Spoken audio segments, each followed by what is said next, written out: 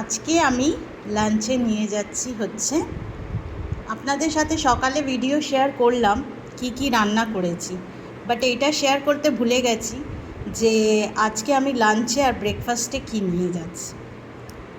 তা অনেকেই বলে তোমার অনেক সময় অঢেল সময়, তাই ব্লগ করতে পারো। আমরা ব্লগ করতে পারি না, তাই আমরা ব্লগ দিতে পারি না। আরে তোমরাও করো, রান্নাবান্না তো আমরাও করি, একা হাতে সব কিছু করি, প্লাস আমরা ব্লগও করি। তো ব্লগ করা খুব বড় ব্যাপার না, 5টা মিনিট সময় লাগে। তো এই হচ্ছে ব্যাপার।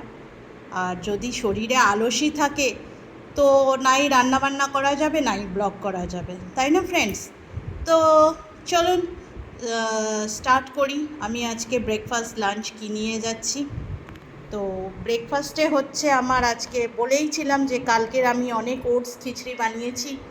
তো এতগুলো ওটস খিচড়ি তো খাওয়া যায় না, আর যতই কম বানানো হোক বেশি হয়ে যায়। তো এই ওটস ডাল খিচড়ি নিয়ে যাচ্ছি, এটা আমি ব্রেকফাস্টে খেয়ে নেবো। আর লাঞ্চে নিয়ে যাচ্ছি হচ্ছে ভাত আছে, আম দিয়ে টকের ডাল আছে, দেখছেন এক পিস আমও নিয়েছি।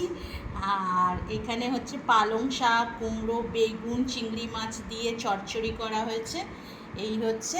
আর তার সাথে নেওয়া হয়েছে ফুলকপি আলু দিয়ে মাছের ঝোল আর মুড়ো ঘন্ট।